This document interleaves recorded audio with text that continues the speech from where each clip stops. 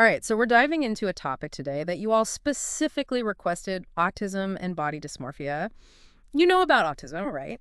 But the connection to body dysmorphia, well, let's just say, I was surprised by some of the stats we dug up. We're going deep into material from Cheap ABA. It's like this online hub, really, for all things ABA applied behavior analysis, a common therapy used with autism. But before we get too far, I think it's important to clarify something for everyone. What exactly is body dysmorphia? Like, it's more than just, feeling self-conscious sometimes, Right. right? It's not just like, oh, I don't like this shirt on me today kind of thing. Yeah. It's this intense focus on what you see as flaws in your appearance. And get this, they're often flaws that most people wouldn't even notice, but it consumes your thoughts.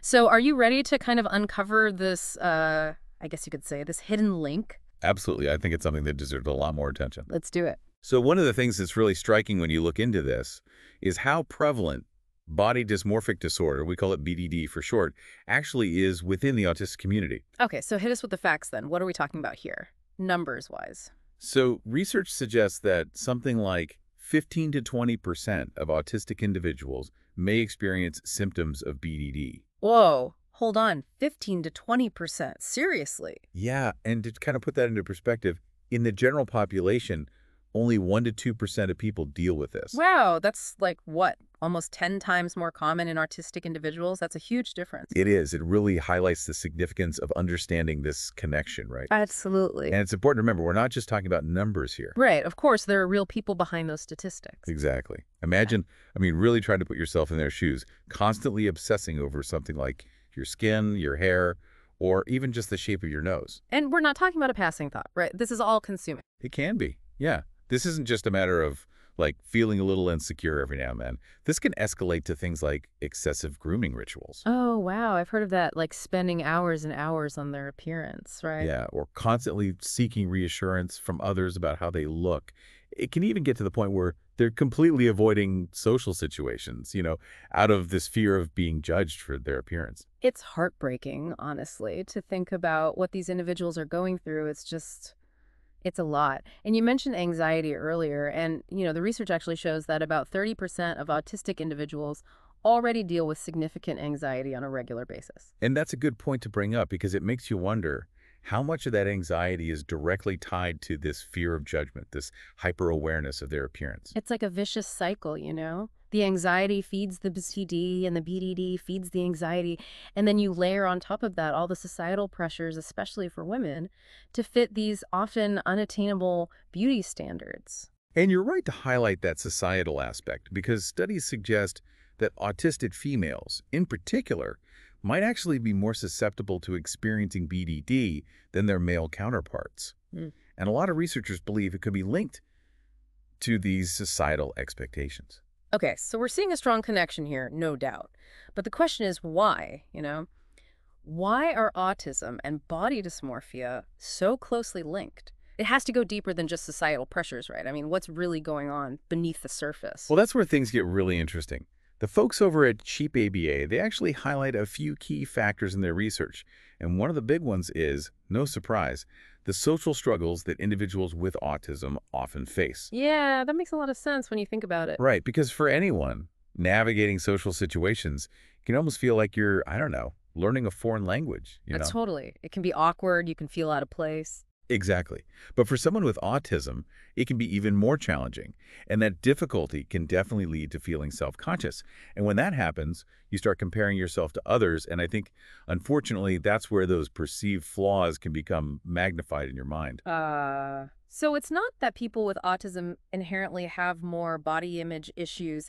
It's that those social struggles, they kind of create this like breeding ground for those anxieties to take root.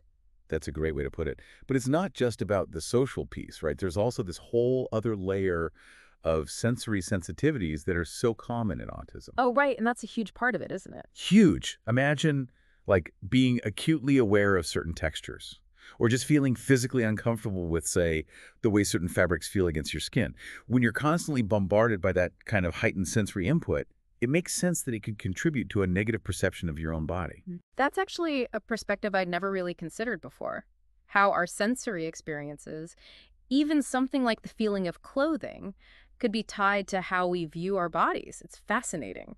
Right. And then we haven't even touched on emotional regulation, which, as we know, can be more challenging for folks on the spectrum. Oh, right. That's another big piece of the puzzle. It is.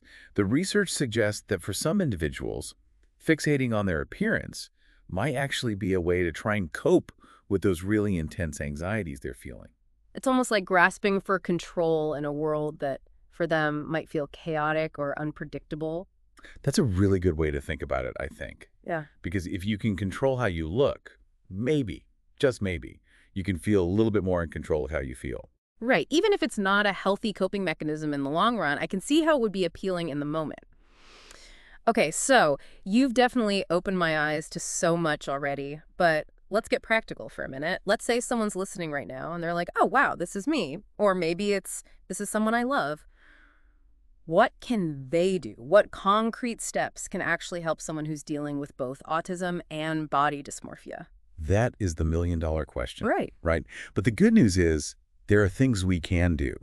And Cheap ABA, in their research, they actually offer some really hopeful strategies. I think first and foremost, it's about creating that environment, that support system where someone feels seen and heard and understood. Right. It's about creating that safe space for someone to say, hey, this is hard without fear of judgment. You nailed it. Open and honest conversations about body image are so crucial, but it can't just stop there. We have to actively promote a positive body image as well. Okay, so it's about more than just accepting all bodies. It's about actively celebrating them. Right. Exactly. Instead of allowing ourselves to focus on those perceived flaws, we need to intentionally shift that spotlight to strengths. Celebrate the talents, the accomplishments, all those incredible things that make someone unique. It's about celebrating the whole person, not just how they look. We're basically saying, hey, you are worthy just as you are, and really meaning it. 100%. And when we start to celebrate diversity, true diversity, and that includes diversity in body types, I think we can start to chip away at those rigid and often really harmful beauty standards we've all been kind of conditioned to accept. It's like we're saying, hey, those thoughts, they might still pop up, but you don't have to let them control you. And, I was thinking with something like yoga, where you're really encouraged to connect with your body, your breath, that could be so grounding for anyone, but especially for those who deal with sensory sensitivities. Absolutely. It's all about, finding what works for you, right? Because what resonates for one person might not work for another. Some people connect with meditation. Others might find that creative outlets like art therapy allow them to express those, those really complex feelings and experiences in a way that words just can't quite capture. There's no one-size-fits-all solution, but I think the important thing is we have a toolbox. We have options, right? We have a place to start. And this deep dive, I'll be honest, it's been eye-opening, even for me. We've unpacked some really, some heavy stuff today. The stats alone are shocking, but then understanding why this connection exists, and most importantly, really getting into those tangible ways we can all support those who are struggling. I think it's so crucial. So as we wrap things up here, what are some of the key takeaways you hope our listeners walk away with today? Well, more than anything, I hope it's clear that body dysmorphia in the context of autism, it's not just, a vanity issue or something to be brushed aside. It's a real and honestly really prevalent mental health concern. We can't forget those numbers we talked about, 15 to 20% of autistic individuals dealing with this. It's huge compared to the general population. It really highlights the importance of recognizing the signs, right? Understanding why it happens, and knowing that there is help available. Exactly. This connection, it goes deep. We talked about those social challenges, the sensory sensitivities, the difficulties with emotional regulation. And, when you look at all of those factors together, it starts to make sense. But the good news is we're not powerless. There are things we can do. And those things, they matter. Creating those safe and supportive environments, challenging those unrealistic beauty standards that are just so pervasive in our culture, and empowering people with tools like mindfulness or connecting them with professional support, those things can truly make all the difference. It's about changing the conversation around body image, and it sounds like that change starts with each and every one of us, It starts with awareness, it starts with understanding, and it definitely involves taking action. This has been such an important conversation, and I know you've given our listeners a lot to think about today. So before we go, any final thoughts to leave them with? We talked about how those pressures, those societal pressures surrounding beauty, they impact all of us, really. But I think it's worth taking some time to really sit with this question. How do those expectations, how do they land differently on someone who's on the autism spectrum? And what can we be doing as a society, as individuals, to create a world that's more inclusive, more accepting of everyone, regardless of how they look or how they experience the world around them? Such a powerful question, and one I hope we all carry with us. A huge thank you to you, our expert, for taking us on this deep dive today. It has been truly, truly enlightening. And to you, our listeners, thank you for diving in with us. Remember, you ask, we deliver. Keep those requests coming, and we'll keep bringing you the knowledge you crave. Until next time, happy learning, everyone.